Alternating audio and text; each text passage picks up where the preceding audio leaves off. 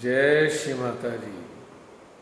समस्त ध्यान यात्रियों को इस चेतना का सादर नमन। शुभारंभ होने जा रहा है आज की ध्यान यात्रा का। समस्त ध्यान यात्रियों से निवेदन है वह अपने यंत्र को, अपने अस्तित्व को ध्यान में उतरने के लिए तैयार कर लें। जो भी वैचारिक घटनाक्रम इस क्षण, इस घड़ी आप सभी के मन में चल रहा है, उसको कुछ समय के लिए दरकिनार कर वर्तमान में स्थित हो जाएं, क्योंकि सोचने से कोई हल नहीं निकलता है। हम निरर्थक ही स्वतः ही कुछ का कुछ सोचते रहते हैं। क्या होगा, कैसे होगा, ये होगा कि वो होगा, ये सब व्यर्थ है। वास्तविकता यह है कि जो घटनाक्रम घटित होना है वही हो के रहेगा। हमारे सोचने से, किसी भी प्रकार की योजना बनाने से वह बिल्कुल भी टलने वाला नहीं। वास्तव में एक बात अक्षुण्ण सत्य है,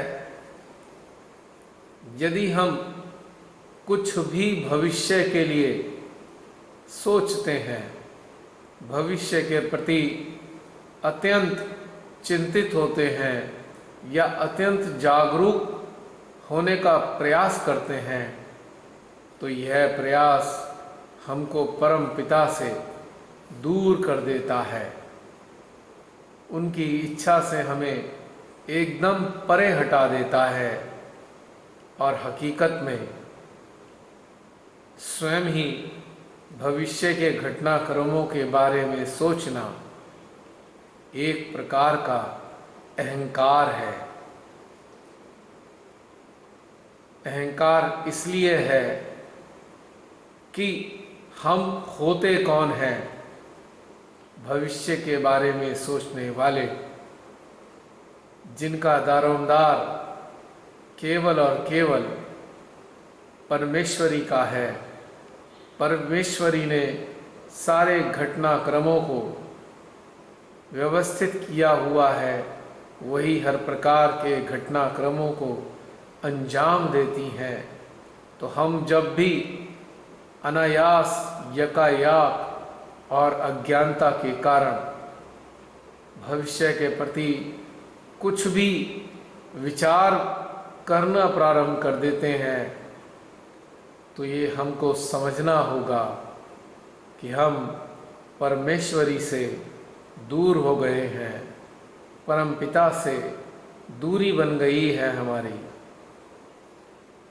तो इसलिए बेकार की सोचों से कुछ हल नहीं होने वाला। भूतकाल में जो घटित हुआ उसे हम जानते हैं, तो भला विचार करने से क्या लाभ होने वाला है? क्यों हम ऐसा सोचते रहते हैं, काश ये नहीं हुआ होता तो वो होता, काश ऐसा नहीं हुआ होता तो हम ये कर लेते, किसी ने हमारा ऐसा कुछ किया हुआ है और अब हम क्या करेंगे, हमारा अपमान कर दिया था किसी ने, हमको गिरा दिया था किसी ने, हम कितने पीड़ित हुए थे।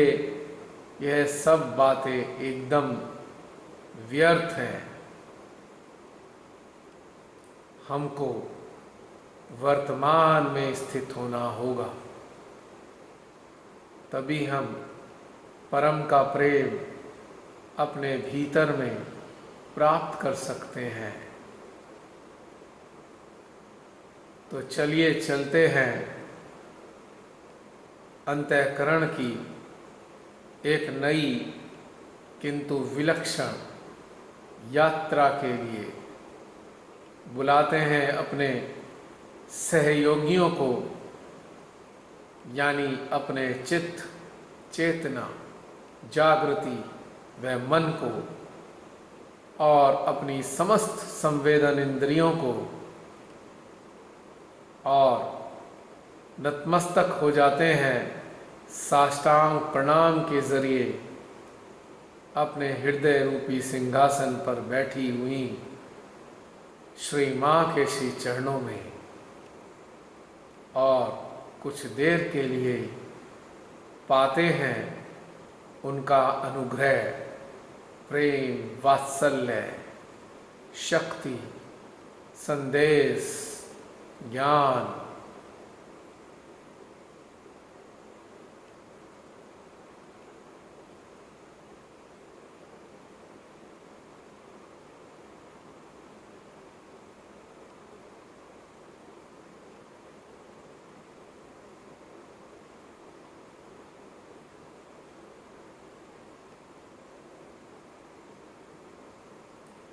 प्रार्थना करते ही श्री माँ ने हमारे सहस्त्रार को ऊर्जा से सराबोर कर दिया है, जिस पर हमारा सहस्त्रार अत्यंत तीव्रता के साथ खिंचकर अपनी प्रतिक्रिया दे रहा है।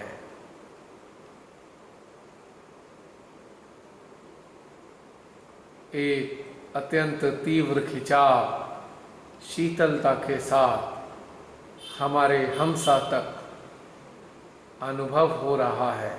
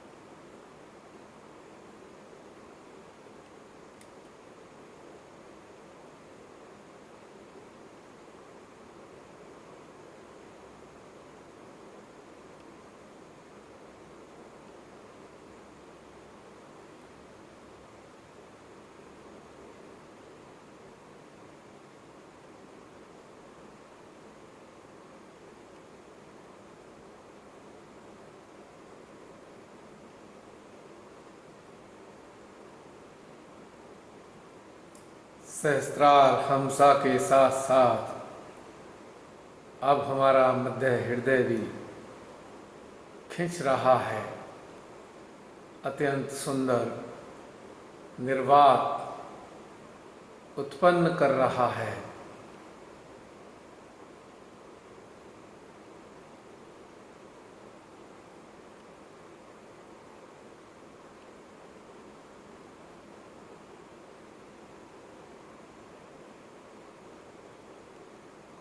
इन तीनों स्थानों पर घटित होने वाले अत्यंत सुखदायी खिंचाव को हम कुछ और देर तक आत्मसात करेंगे।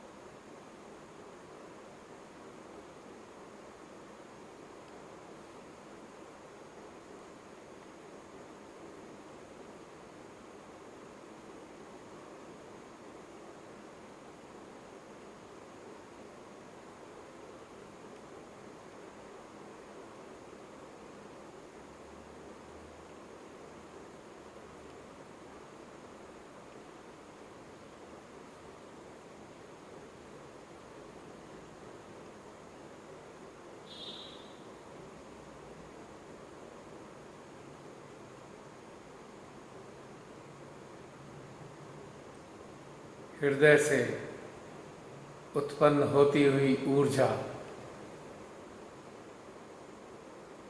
हमारे सहस्त्रार से बाहर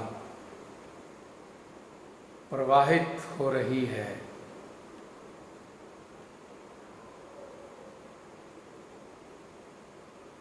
अपनी चेतना को हम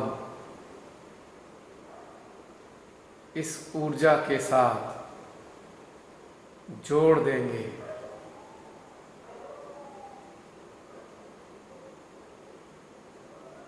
इस ऊर्जा का रुख ऊर्ध्वगामी है।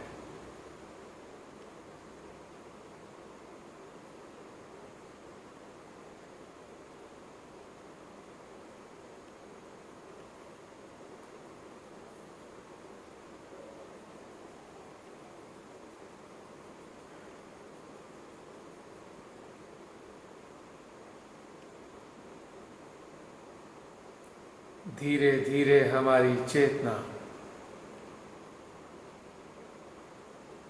ऊपर की ओर चलने वाली ऊर्जा की धारा के साथ ऊपर की ओर निरंतर उठ रही है।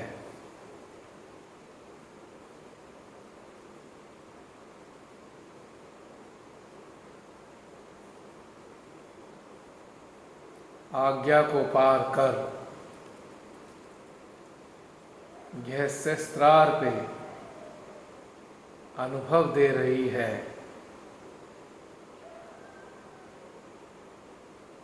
और धीरे धीरे अनंत आकाश की ओर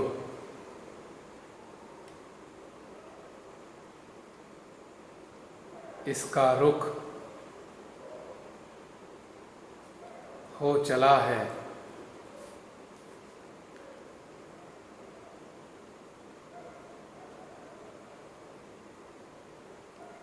अपनी चेतना को भी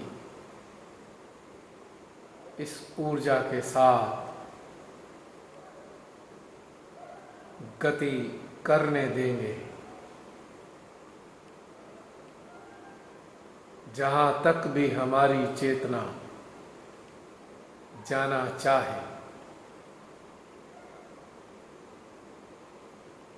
इसको जाने देंगे।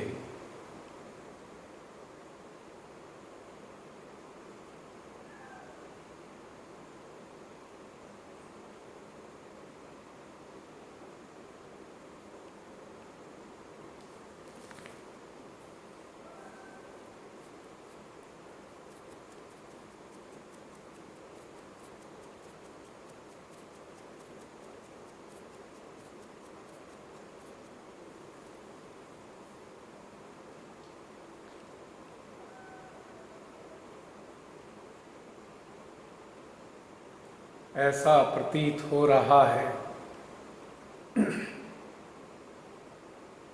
कि हमारा अस्तित्व भी हमारी चेतना में समा गया है।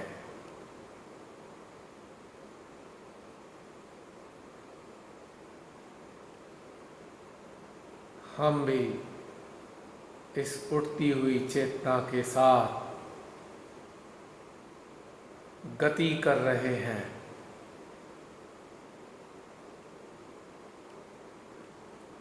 हमारी बाह्य स्थूलता जैसे पूर्णतया विस्मृत हो गई है।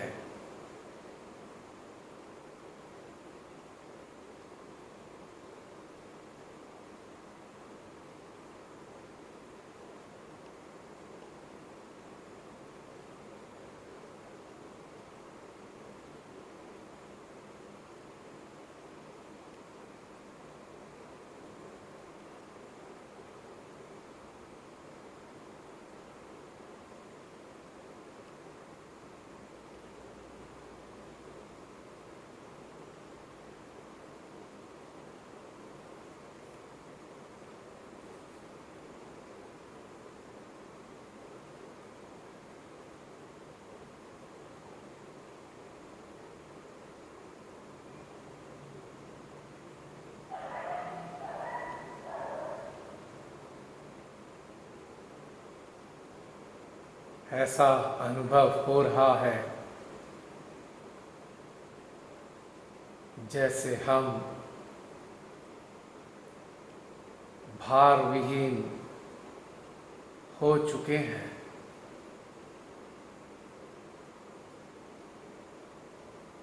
और केवल चेतना रूपी अस्तित्व में ही इस क्षण उपस्थित हैं।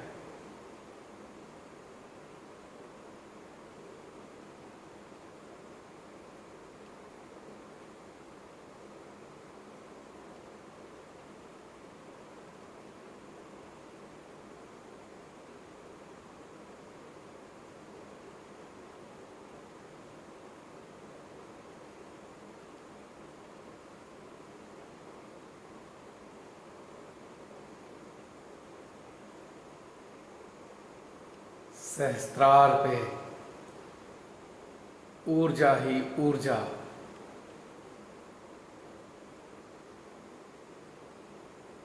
अनुभव दे रही है।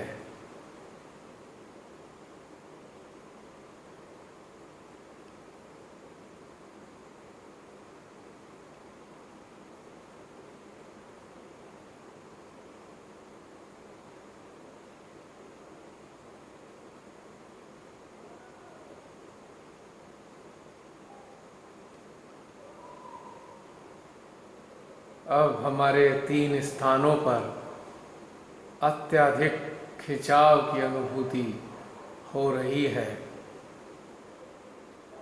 और वे हैं सहस्त्रार, हमसा और विशुद्धि।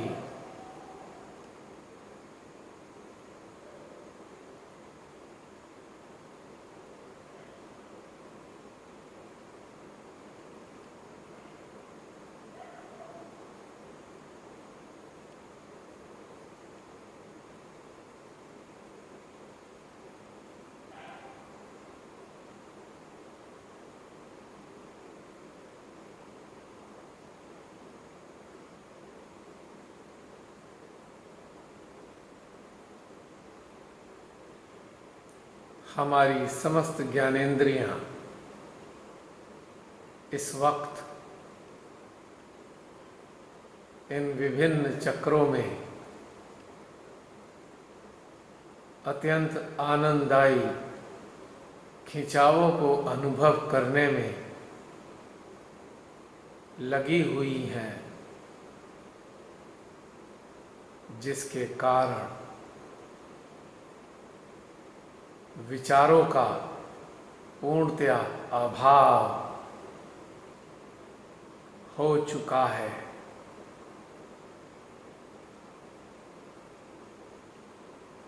हम अविचारिता की गहनता में आनंद ले रहे हैं।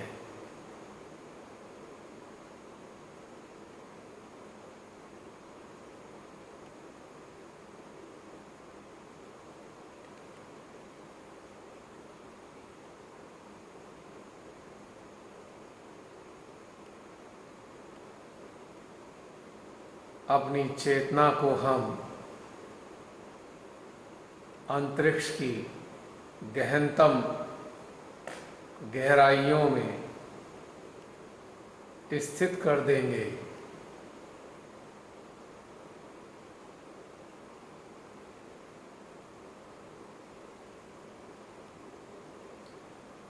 और इस क्षण घटित होने वाली गहन समाधि की अवस्था में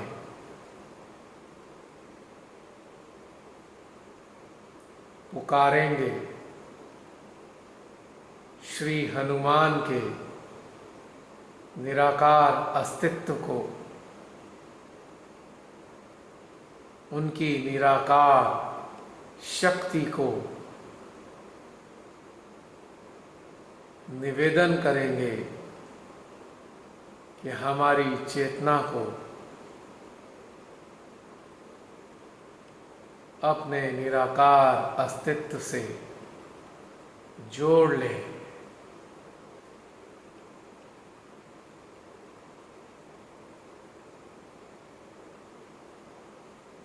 श्री हनुमान के निराकार अस्तित्व को फोकस करते हुए अपनी चेतना में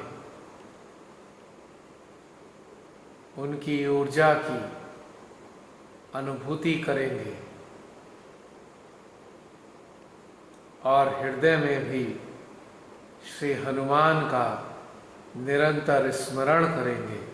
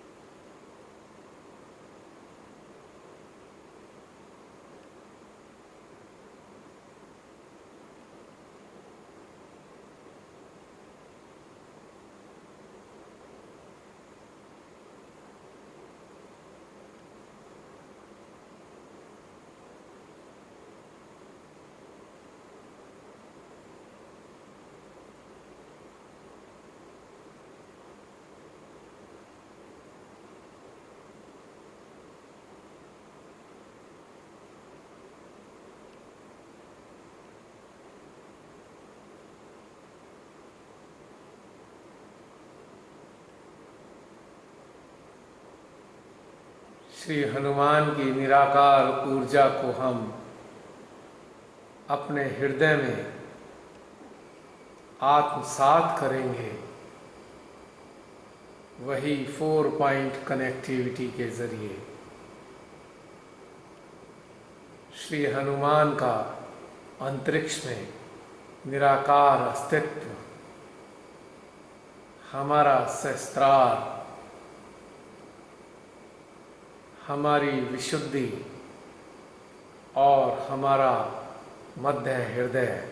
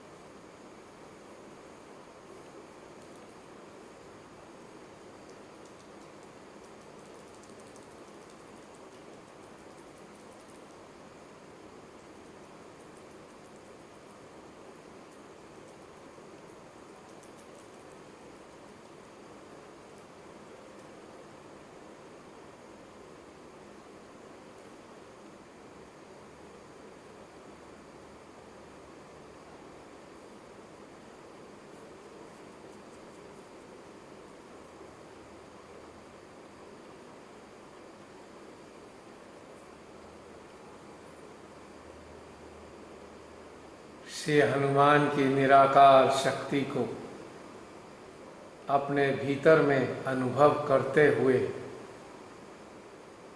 अपने चित्त में बंगाल के सागर तट पर पहुंचने वाले अत्यंत तीव्र चक्राती तूफान को लाएंगे और श्री हनुमान की ऊर्जा को इस तूफान में प्रवाहित करेंगे। 1-1.5 मिनट के लिए श्री हनुमान की निराकार ऊर्जा को इस चक्रवाती प्रचंड तूफान में प्रवाहित करेंगे।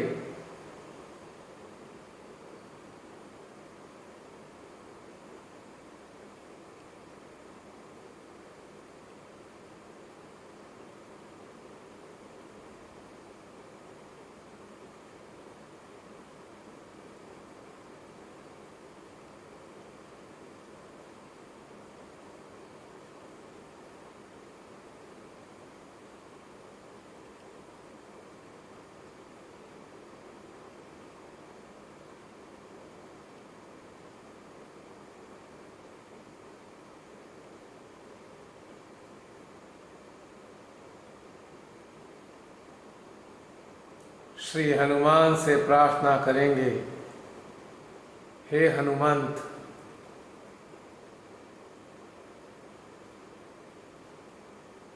कृपया इस तूफान से समस्त निर्दोष मानवों की रक्षा कीजिए, जिस कारण से भी जलदेव, वरुण देव, वायुदेव क्रोधित हैं, मानवों से नाराज हैं।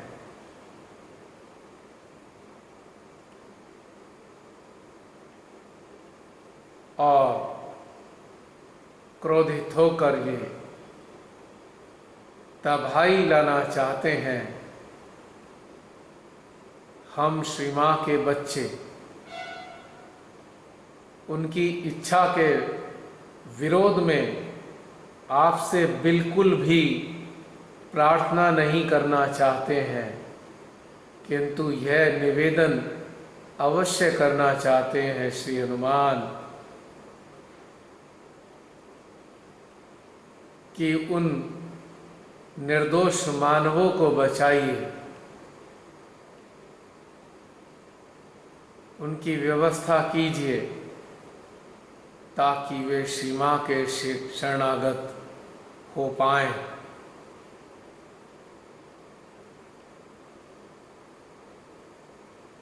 हम यह बिल्कुल भी नहीं कहते कि यह तत्व, यह शक्तियां विध्वंस ना करें, लेकिन विध्वंस करें तो केवल ऐसे लोगों का जिनके कारण यह देव शक्तियां क्रुद्ध हुई हैं।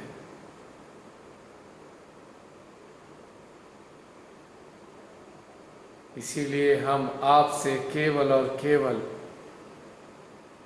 यही प्रार्थना करना चाहते हैं। हम विधि विधान के घटनाक्रम में कभी भी आड़े नहीं आना चाहते हैं, क्योंकि हम जानते हैं कि जो भी हो रहा है कहीं ना कहीं परमेश्वरी की इच्छा के कारण है।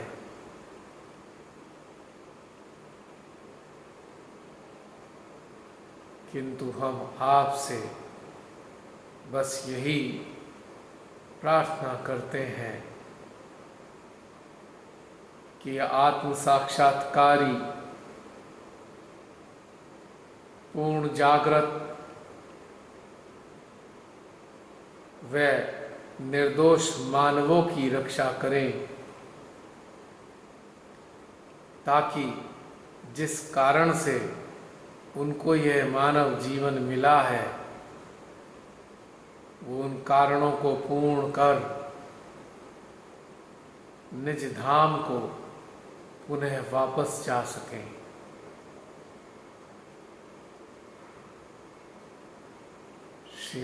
श्री हनुमान की ऊर्जा को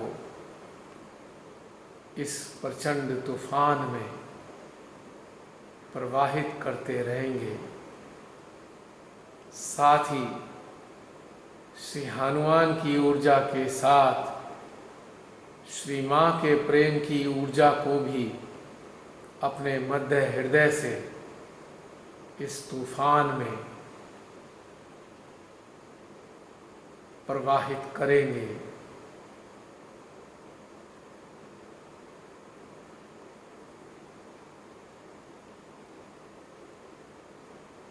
ताकि जो मानव भी इस तूफान से हताहत हों तो उनकी जीवात्माओं को श्री मां का प्रेम प्राप्त हो जाए।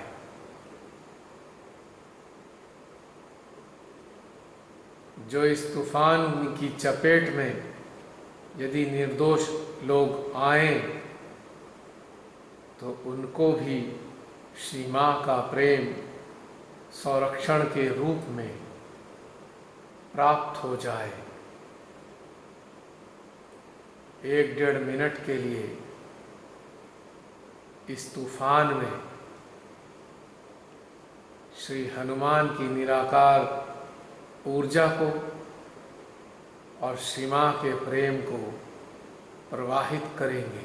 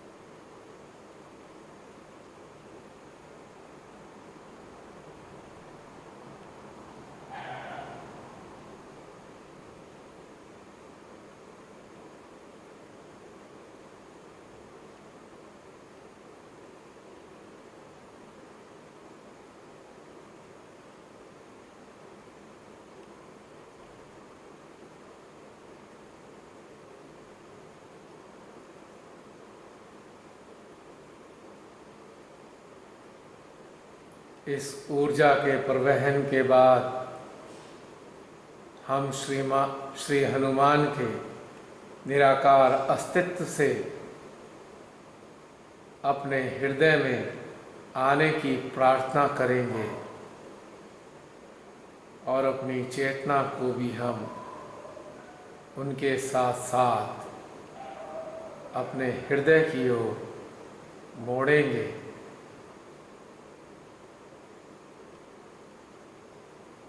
और अपने चित्त, जागृति व मन को भी अपने ही हृदय में श्री हनुमान की निराकार अस्तित्व के साथ जोड़ देंगे और श्री हनुमान का स्मरण करते हुए मिनट 2 मिनट के लिए उनके सानिध्य का अपने ही हृदय में आनंद उठाएंगे।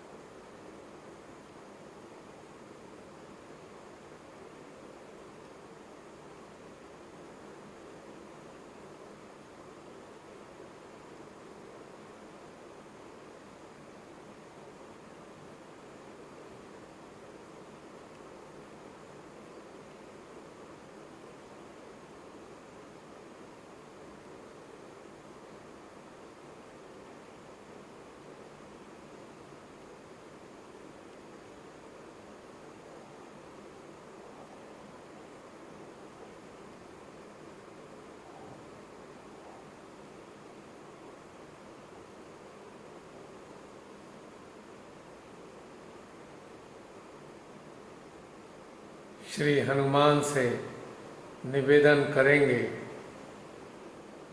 कि वे अपने अंश को जो हमारी पिंगला नाड़ी में स्थित है, जो हमारी नाभि में रहा करते हैं, उनको पूर्ण रूप से जागृत कर दें।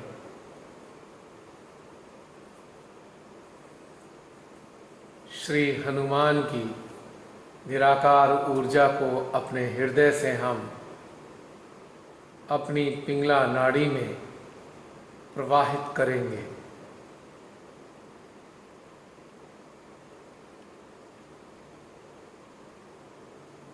दस 15 बार दाहिने आज्ञा से दाहिने स्वादिष्ठान तक इस ऊर्जा के साथ अपनी चेतना को भ्रमण कराएंगे,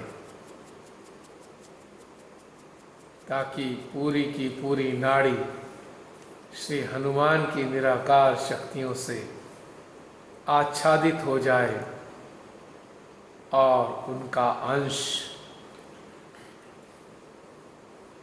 पूर्ण रूप से जागृत हो जाए।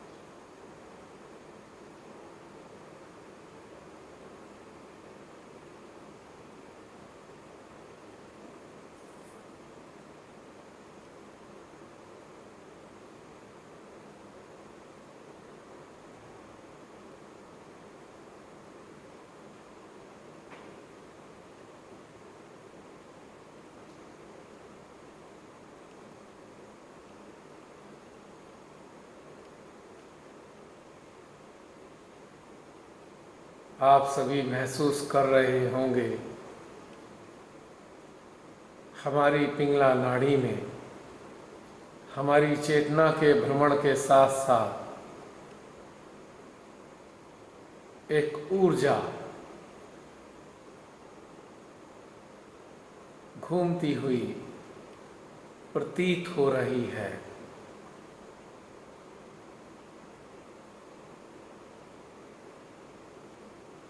और यह ऊर्जा एक सुखद अनुभूति भी प्रदान कर रही है।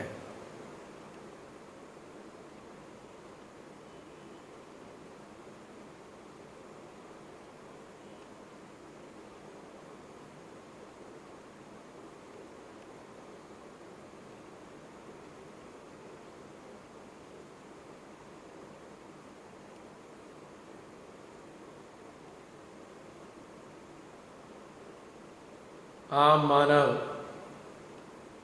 जो जागृत नहीं होते हैं, वह भविष्य के प्रति अत्यंत चिंतित होते हैं और भविष्य के लिए निरंतर कोई ना कोई योजनाएं बनाते रहते हैं। और जब इन क्रियाकलापों की अधिकता हो जाती है तो पिंगला नाड़ी अत्यधिक गर्म हो जाती है। आप जानते ही हैं इसका संबंध सूर्य से है। इसकी तासीर पहले से ही गर्म है और अत्यधिक चिंता करने से यह बहुत ज़्यादा सक्रिय होकर गर्म हो जाती है और उसके बाद यह लीवर को भी गर्म कर देती है और जिससे जुड़ा हुआ पैनक्रियास खराब हो जाता है और हमारे शरीर में इंसुलिन बननी बंद हो जाती है या अत्यधिक कम हो जाती है, जिसके परिणाम स्वरूप डायबिटीज़ हो जाती है, यानी शुगर नाम की बीमारी लग जाती है। और शुगर एक प्रकार की दीमक है जो हमारे शरीर के मुख्य अंगों को धीरे धीरे खोखला करना प्रारंभ कर देती है। और अक्सर आम साधारण मानव असमय काल कवलित हो जाते हैं, क्योंकि शुगर जब बहुत ज़्यादा बढ़ जाती है तो दोनों किडनियां भी खराब हो जाती हैं, जिनके परिणाम स्वरूप अक्सर ब्लड प्रेशर बहुत ज़्यादा बढ़ जाता है। और बढ़ने के कारण कई बार कान, आँख और हमारा दिमाग बेकार हो जाते हैं।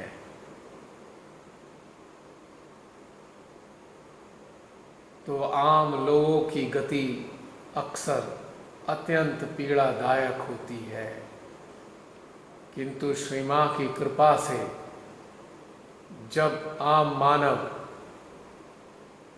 अपने आत्म साक्षात्कार को प्राप्त होता है और निरंतर गहन ध्यान के माध्यम से वो अपनी आत्मा का जागरण कर लेता है, तो आत्मा के प्रकाश में उसका चिंतन चलता है और चिंतन उसको अनेकों प्रकार के समाधान प्रदान करता है। और जिन समाधानों के कारण उसकी चिंता करने की प्रवृत्ति समाप्त होने लगती है और एक समय आता है वह किसी भी प्रकार की चिंता से व्याकुल नहीं होता और ना ही भविष्य के प्रति आशंकित ही रहता है। ऐसी अवस्था में यदि पूर्व काल में उसे शुगर की बीमारी रही भी होती है तो धीरे धीरे करके यह बीमारी समाप्त होने लगती है, क्योंकि जब जब भी जागृत मानव पूर्व संस्कारों के कारण या ये कही है मन की कंडीशनिंग के कारण चिंता करने को जैसे ही आतुर होता है या चिंता करना प्रारंभ हो जाता है, तुरंत श्री हनुमान सक्रिय होते हैं और उसके राइट आज्ञा को ऊर्जा से भर देते हैं, जिसके कारण तत्क्षण उसकी यह चिंता के प्रवृत्ति समाप्त हो जाती है अथवा कम होने लगती है। श्री हनुमान जी मन मस्तिष्क में बनाई जाने वाली अनेकों प्रकार की योजनाओं को भी ध्वस्त कर देते हैं। श्री हनुमान ही हैं जो मानव के अहंकार को ठिकाने लगा देते हैं। ये ऐसे ऐसे घटनाक्रमों को अंजाम देते हैं जिससे अहंकारी मानवों की वास्तव में अकल ठिकाने लग जाती है और वह दीनहीन बन जाते हैं। तो श्री हनुमान हमारी पिंगला नाड़ी पर दाहिने स्वादिष्ठान से लेकर दाहिने आज्ञा तक दौड़ लगाते रहते हैं और ईड़ा पिंगला नाड़ी के तापमान को संतुलित करते हैं। आप सभी ने श्री हनुमान की पौराणिक कथाओं में सुना होगा कि श्री हनुमान ने सूर्य को निगल लिया था जब वो बाल्यकाल की अवस्था में थे। तो यह प्रतीकात्मक जो एक कहानी है वास्तव में हमारे यंत्र में घटित होती है आत्म साक्षात्कार व आत्मा के जागरण के उपरांत। एक प्रकार से श्री हनुमान आज भी सूर्य की तपिश को तत्क्षण कम कर देते हैं और नाड़ी को संतुलित कर देते हैं और हमें अनेकों प्रकार की समस्याओं से बचाते हैं। सबसे घातक ब्लड प्रेशर बढ़ने का ये परिणाम होता है कि हमारे दिमाग की नस भी फट सकती है और हमें ब्रेन स्ट्रोक आ सकता है, जिसके परिणाम स्वरूप हमारे शरीर का एक हिस्सा अथवा दोनों हिस्से ही पूर्णतया निष्क्रिय हो सकते हैं, जिसको मेडिकल भाषा में ब्रेन हेमरेज कहा जाता है। यह अत्यधिक ब्लड प्रेशर बढ़ने के कारण ही होता है। जो लोग ईश्वर में विश्वास नहीं करते या ईश्वर को जान ही नहीं पाते या ईश्वर का प्रेम कभी भी नहीं पा पाते, अधिकतर वही लोग ब्लड प्रेशर जैसी बीमारियों के चंगुल में फंस जाते हैं। शुगर उन पर हावी हो जाती है, हाइपर टेंशन उन पर कब्जा जमा कर रखती है। बहुत सारे सहजी आज भी इन बीमारियों से ग्रसित हैं, जिनका एक ही मुख्य कारण है कि उन्होंने अभी तक माँ आदि शक्ति के साथ तकनीकी रूप से संपर्क स्थापित नहीं किया है, या यूं कहिए माँ आदि शक्ति से उनकी एकाकारिता अभी तक घटित ही नहीं हुई है।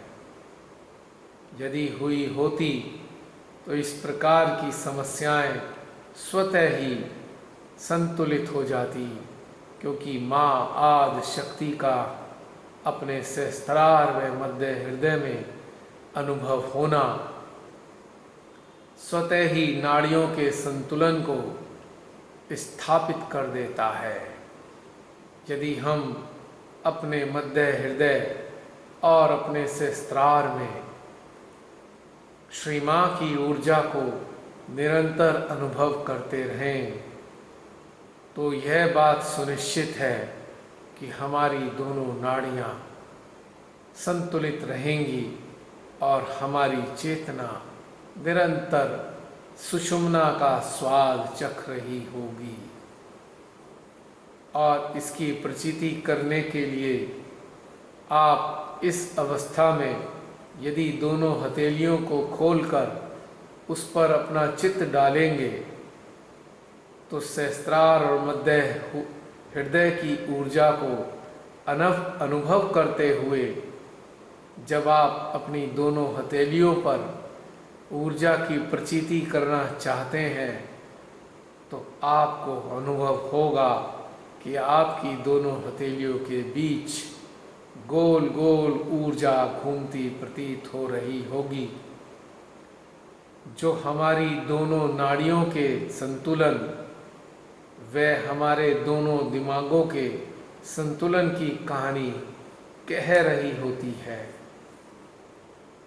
तो श्री हनुमान पिंगला नाड़ी को शांत करने में अत्यंत महत्वपूर्ण भूमिका निभाते हैं। यदि श्री हनुमान को हम निरंतर अपने हृदय में, अपनी चेतना में, अपने चित्त में, अपने सर्वत्र अस्तित्व में, अपने रोम रोम में महसूस करते रहें, तो श्री हनुमान हमारे संपर्क में किसी भी नकारात्मक शक्ति को आने ही नहीं देते, वह पहले से पहले ही उसको मार कर भगा देते हैं या उसको नष्ट कर देते हैं। अतः अब हम अपने मध्य हृदय में स्थित होकर हाथ जोड़कर श्री हनुमान से प्रार्थना करेंगे, हे श्री हनुमान, हमारे मध्य हृदय में निरंतर अपना अस्तित्व बनाए रखिए और मध्य हृदय में स्थित श्री माँ के दरबार की निरंतर शोभा बढ़ाते रहिए। हे श्री हनुमान, आपको कोटि कोटि नमन, आपको कोटि कोटि नमन, आपको कोटि कोटि नमन।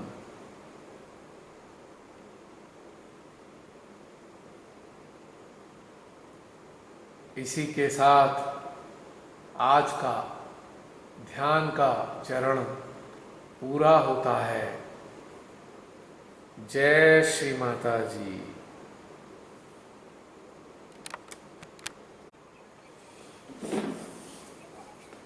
जय श्री माता जी अंकल। जय श्री माता जी।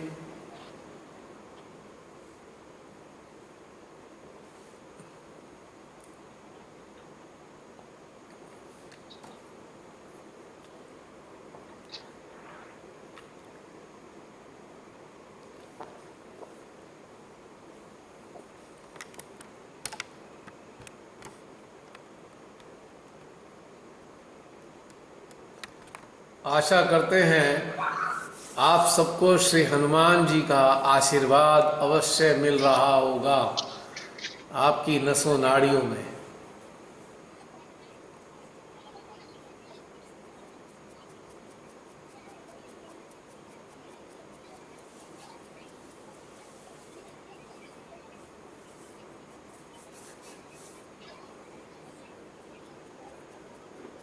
जय श्री माता जी भैया। जय श्री माता जी आकांक्षा। भैया एक मुश्किल हो रही थी आज। क्या मुश्किल हो गई? चेतना ना ऊपर की ओर उठ नहीं पा रही थी। कोई बात नहीं, मन ने जकड़ रखा होगा किसी चीज में। जैसे जकड़न क्या भैया?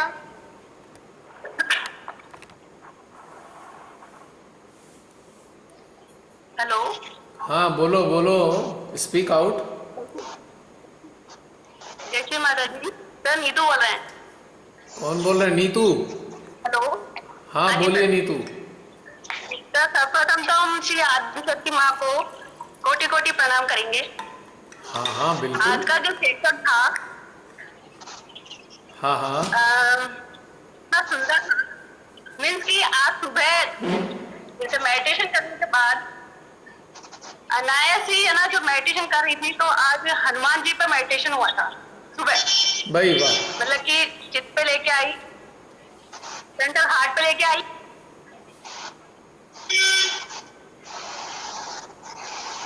वो सब खाड़ी वाला जो बताया था ना, तो सर ये था, वो हमारे चित्त में था एक वीक से कि चल रहा है।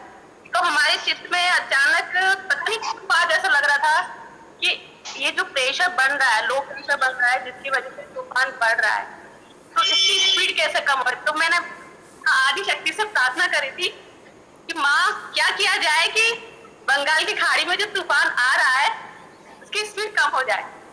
फिर हमने कोशिश भी करी, जैसे चित्त डालते ना, आपने कहा ना जब भी ऐसे कुछ प्रॉब्लम हो तो चित्त डालना चाहिए, तो ऐसे चित्त भी डाला, फिर हमसे हो नहीं पा रहा था। फिर हमने क्या करा, आपके सहस्त्रार पर अपना चित्त डाल के, और जो रमनी मैम है, जितने भी मुझे पता थे उनके नाम, उन सबको कनेक्ट करके ऐसा किया। तो ऐसे ही हनुमान जी का ये आया था टेंशन कि किसी तरह से इनकी जो ये साइक्लोन आ रहा है, क्योंकि सुपर साइक्लोन में कन्वर्ट हो रहा है, अगर ये आएगा तो कोरोना का तो वैसे ही क्राइसिस हो रहा है, इसकी वजह से भी मानव सभ्यता को और प्रॉब्लम आएगी। तो और होगा तो किस तरह से इसकी स्पीड कम हो जाए या इसकी डायरेक्शन चेंज हो जाए।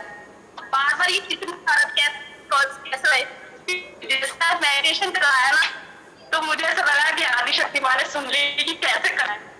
तो इसके लिए बहुत धन्यवाद सर कि आप जो बता रहे थे ना हुआ है कि किस तरह से हनुमान जी किस तरह से करते हैं, स्पीड वो जो कि था वो सब कुछ बताया था। तो आज बहुत अच्छा लगा, अच्छा तो होता लगता है क्योंकि पहले इवन सेंटेंस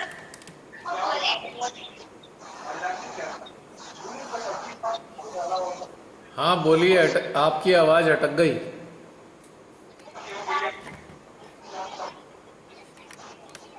बोलिए नीतू, आपकी आवाज नहीं आ रही,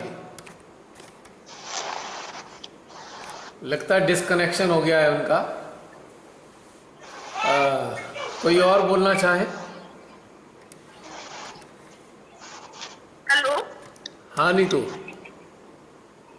आपकी सर जो आज जो भी मेडिटेशन हुआ ना तो वो चीज बहुत अच्छी हुई, मतलब कि ये चीज भी हुई थी लेकिन आपने बहुत ज्यादा उसको दुगना दुगना करके जो वाइब्रेशन दिलाए बंगाल की साड़ी में, वो जो सब कुछ चेतना पे सब कुछ, वो पाके में बहुत सुंदर था। और सर एक चीज और एक्सप्लेन करनी थी, जब से हम जूम मेडिटेशन से शामिल हुए हैं, पहले कुछ नहीं होता था। हाँ हाँ, बोलो बोलो नीतू, बोलिए। आपका कनेक्शन थोड़ा गड़बड़ कर रहा है लगता है।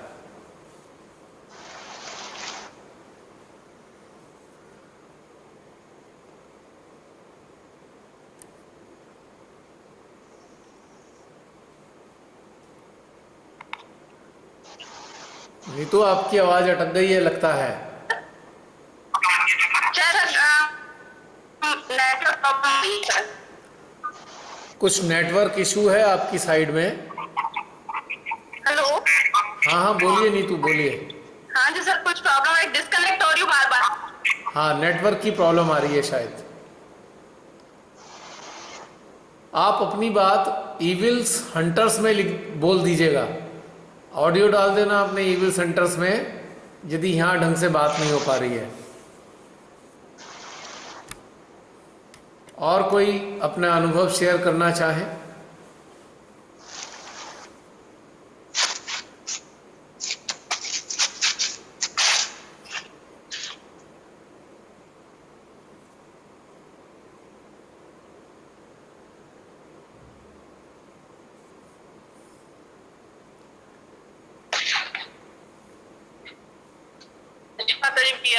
जय श्री माता जी।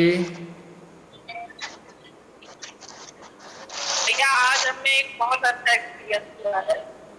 जब आपने बोला कि हनुमान जी पर चित्र डालना है और हनुमान जी से प्रार्थना करनी है, तो मुझे लगा कि जैसे मेरा होना चाहिए या मैं खुद, मुझे लगा कि मैं ही कुछ विशाल काय होती चली जा रही हूँ। और जब हनुमान जी से प्रार्थना करी, चित्र डाला, तो मेरा उस समय दायां हृदय बहुत ज्यादा तेज से दर्द करने लगा। और जब हृदय पर आए, आज कुछ कनेक्टिविटी ठीक नहीं है, आवाज ही नहीं आ रही है आप लोगों की आज।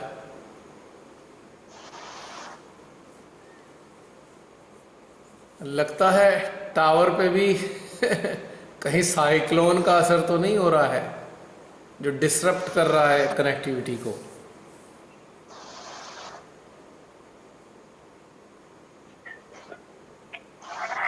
अर्चना बहन, अपनी अनुभूति आप ईविल सेंटर्स में ऑडियो में डाल दीजिएगा, यहाँ कनेक्टिविटी ठीक नहीं हो रही।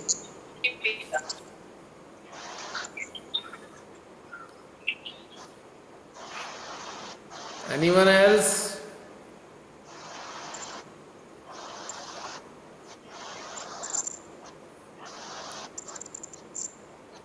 जय श्री माता जी रमणी बहन।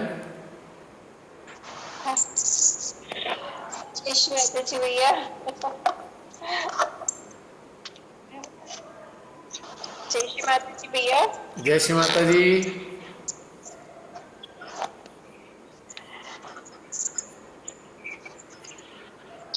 बोलिए बहन, बोलिए। नहीं कुछ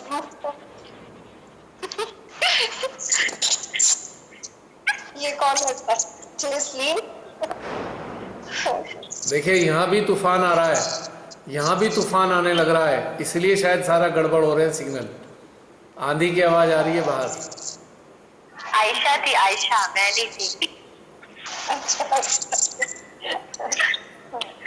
भैया, आज तो मैं कुछ फ्यूचर बारे सोच रही थी कि जो हालात है कि क्या होगा। जैसे मतलब जो हालात है, कहने को तो लॉकडाउन खुल गया है बट सब बेकार में बैठे हुए हैं। तो जैसे ही आज आपने ध्यान शुरू किया, मुझे लगा कि मेरे मन को पढ़ लिया भैया। तो आपने जब कहा ना कि फ्यूचर का सोचने से डिस्कनेक्ट हो जाते, तो मैं एकदम अलर्ट हो गई कि नहीं, डिस्कनेक्ट नहीं होना, छोड़ दो सब कुछ फ्यूचर का। आप अकेली नहीं थी चिंता करने वाली, और भी बहुत से लोग चिंता कर रहे थे। एग्जैक्टली वो होती नहीं है, पर आज पता नहीं क्यों सुबह से लग रहा था कि क्या फ्यूचर होगा। शॉप्स पे जो भी शॉप्स खुली हैं सब खाली बैठ के आ जाते हैं और सारे लोगों के साथ ये हो रहा है। ऐसे बेकार में बस थोड़ी देर के लिए लग रहा था, इससे डर सा भी कि फ्यूचर में पता नहीं ये कोरोना जाएगा तो कुछ और आ जाएगा कि क्या हो रहा है। फिर जैसे ही ध्यान शुरू हो गया, बिल्कुल शांत हो गई, सब कुछ अपने आप डिजॉल्व होता गया। आपको मैं बता दूं, आप सबको, ये जो कोरोना था ना, ये संयोग नहीं था, एक प्रयोग था। अब ये कोरोना के अलावा भी हर साल नए नए वायरस को लाते रहेंगे। इन्हें एक रास्ता मिल गया है पूरे विश्व को परेशान करने का, साथ में उनका पैसा हड़पने का। कोरोना के नाम पे ही नहीं, आने वाले अनेकों वायरस के नाम पे ये जो जितने बड़े बड़े महारथी हैं ना, ये आम जनता का पैसा चूसना चाहते हैं, लूटना चाहते हैं। राजीव दीक्षित जी ने पहले ही बता दिया था, जो महान साइंटिस्ट थे हमारे भारत के, कि केवल 148 ही बीमारियां होती हैं, और उनका आधार था ऋषि वाघभट्ट। जो ऋषि वाघभट्ट श्री ऋषि चरक के सिद्धांतों पर चले थे, और चरक ने जो सबसे पहले दुनिया के वैद्य हुए हैं, डॉक्टर हुए हैं, श्री धन्वंतरी की बताई बातों का अनुसरण किया था।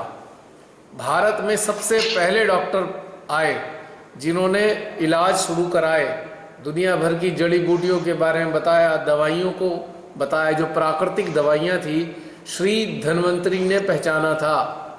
3500 साल पहले लगभग उनको 3000 से ज़्यादा जड़ी बूटियों का ज्ञान था, और वो ज्ञान ऋषि चरक ने लेकर चिकित्सा पद्धति का उन्होंने एक रास्ता निकाला।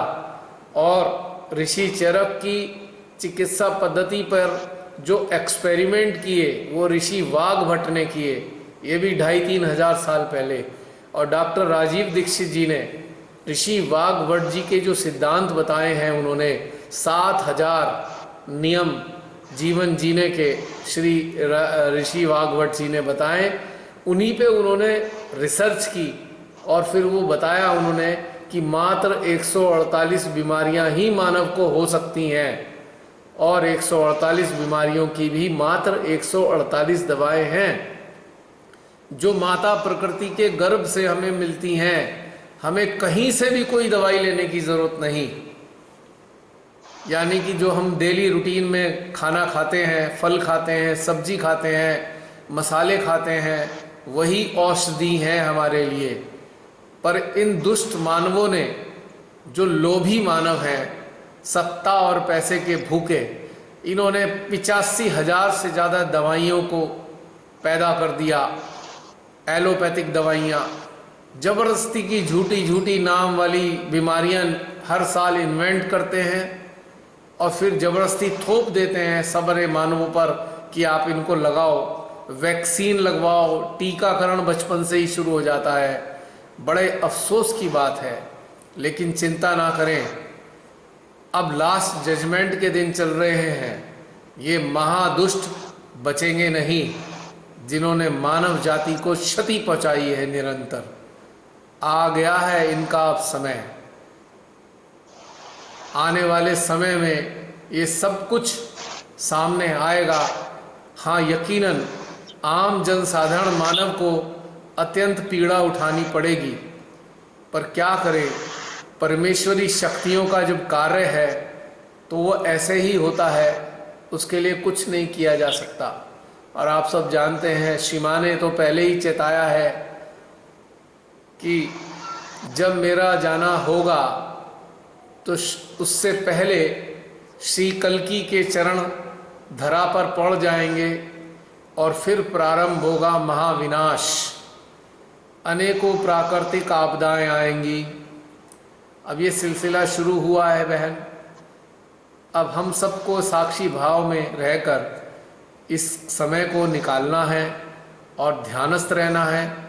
ध्यान में जुड़े लोगों के लिए यह गोल्डन पीरियड है। श्री माँ ने कहा है, बच्चों आप सबका पुनर्जन्म नहीं है, यदि आप चाहो तो फिर ठीक है। अब ये पूरी धरा पर शोधन प्रक्रिया प्रारंभ हो गई है। प्रकृति ने, पांचों तत्वों ने शोधन प्रक्रिया का प्रारंभ कर दिया है। बहुत सारी चीजें समाप्त हो जाएंगी, नष्ट हो जाएंगी। सबको साक्षी बन के देखना होगा बिना चिंता किए।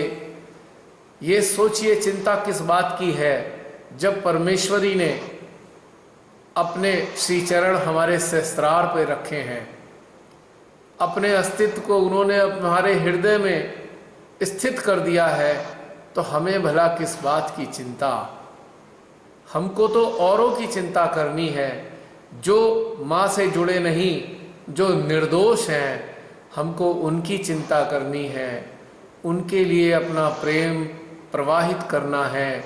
हमारे देश की इतनी दुर्दशा हो चुकी है, हमें इन षड्यंत्रों के, इन महादुष्टों के षड्यंत्रों के शिकार मानवों की चिंता करनी है, उन तक अपनी ऊर्जा पहुंचानी है। हम तो माध्यम हैं माँ आदि शक्ति के। कोई चिंता की बात नहीं। अपनी चिंता से ऊपर उठकर संसार की चिंता करनी होगी। बड़े प्रेम से माँ ने यह रचना की है। इस रचना को बचाने के लिए प्रार्थना भी करनी होगी और चित्त के माध्यम से ऊर्जा का भी प्रसारण करना होगा। तो इसलिए हमको तो कोई चिंता की बात ही नहीं है। क्षमा चाहूँगा, ये सब चीज़ भीतर से आई और आप सबसे शेयर की। मानसिक स्तर पे हम कह सकते हैं कि बहुत चिंता की बात है, लेकिन यदि अंदर से जुड़ेंगे तो आप जानेंगे कि शोधन प्रक्रिया चल रही है और उसमें बहुत सारी चीज़ें नष्ट कर दी जाती हैं और अच्छी चीज़ों को बचा लिया जाता है। तो ये था रमणी बहन, थोड़ा सा भीतर से आया। 5-7 मिनट रह गए हैं। अच्छा जी बहन बताइए।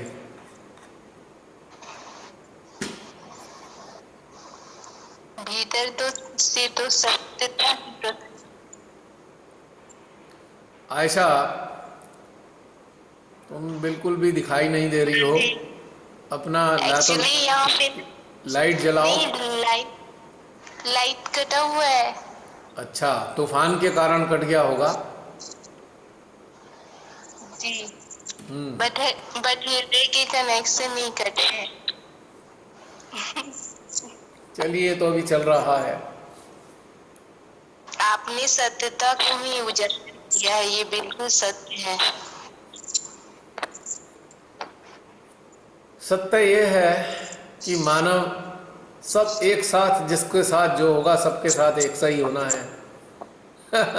काहे की चिंता करनी। इस नैया में तो सभी सवार हैं, जिसकी खेवनहार स्वयं श्री माता जी हो, तो फिर काहे की चिंता।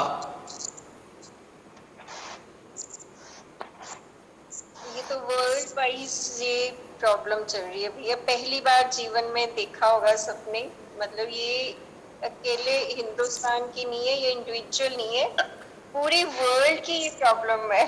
तो उनकी हाँ, योजना को हम नहीं समझ सकते ना। किंतु पूरे वर्ल्ड से ज़्यादा भारत की ज़्यादा समस्या है, क्योंकि बाहर के देश ज़्यादातर साधन संपन्न हैं। हमारे यहाँ देखिए इतने करोड़ मजदूर हैं, बेचारों के साथ कितनी दुर्दशा हो रही है, उनकी आंखों में आंसू आ जाते हैं उनकी दुर्दशा देखकर।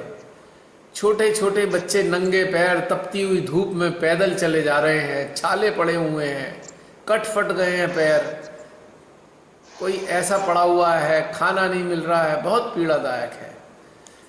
तो हिंदुस्तान में ज़्यादा दुर्गति है। जी भैया, कोरोना के कर्ज से ज्यादा मजदूरों का कर्ज हुआ है। बहुत हाँ, बुरी हालत। बहुत ज़्यादा। अभी यहाँ पे तो बहुत सारे मजदूर लोग ट्रक पे भरकर एकदम आ रहे हैं, ऐसा लग रहा है जैसे भूखे प्यासे नंगे। मेरे तो हृदय से हमेशा महादुष्ट ऐसे सत्ता लोभी इतने निष्ठुर क्रूर नेताओं के लिए बद्दुआएं निकलती हैं, लिटरली बद्दुआएं निकलती हैं। मैं लिप्त नहीं हूं, लेकिन चाहता हूं मेरे हृदय से बद्दुआएं निकलें और इन महादुष्टों को लगे जिन्होंने मानवता को क्षति पहुंचाई है। बहुत से ज्ञानी कहेंगे सहजी, अरे प्रतिक्रिया मत करो, प्रतिक्रिया नहीं करनी चाहिए। बहुत से ऐसे ज्ञानी हैं, पर मैं उन महान ज्ञानियों से पूछता हूं, आपको किस लिए शिव माता जी ने सहयोगी बनाया है? किस लिए? किस लिए शक्तियां देना चाहती हैं शिव माता जी? किस बात के लिए? आनंद में डूबे रहने के लिए? बस समाधि में रहने के लिए?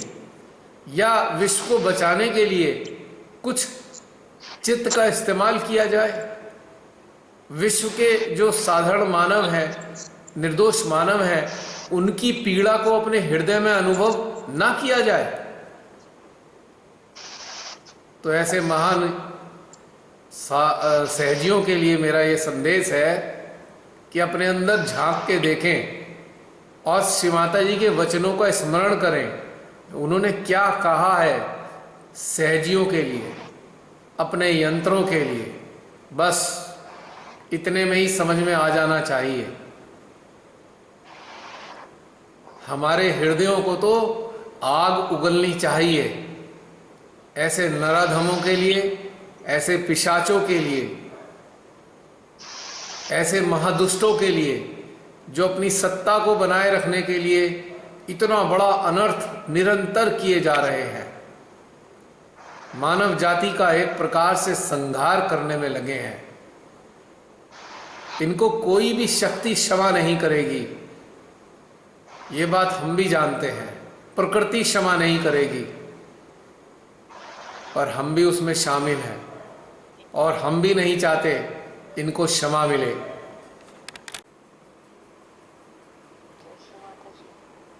मैं अभी बहुत खुश हूँ आज माँ महालक्ष्मी से। मुझे आज बहुत सारा प्यार मिला, बहुत सारा प्यार मिला। सहस्त्रार से आज बहुत सारे वाइब्रेशंस मध्य हृदय को मिल गई। मुझे बहुत सुकून सा फील हो रहा है और मैं आनंद को भी महसूस कर रही हूँ। आज सहस्त्रार से जब नीचे की और वाइब्रेशंस आ रहे थे, तब मेरा हंसा चक्र आज बहुत ज़ोर ज़ोर से खींच रहा था।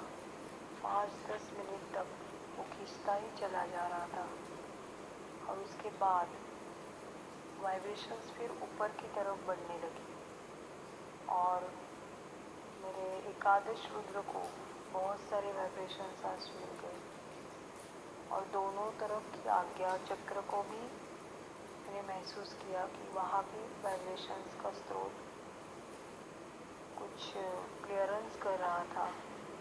और उसके बाद में हृदय चक्र में जब माँ शक्ति पहुँची तो इतने सारे ब्लेसिंग्स मुझे मिल गए, इतने सारा सुकून, मैं अभी भी वो महसूस कर रही हूँ। उसमें इतना प्रेम है और आनंद है और बिल्कुल मैं रिलैक्स फील कर रही हूँ। मैं जगदम्बा माँ की बहुत आभारी हूँ कि उसने आज मुझे इतनी सुंदर से वाइब्रेशन से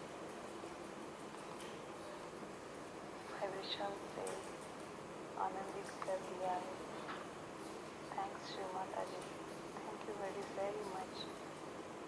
जय श्री माता जी।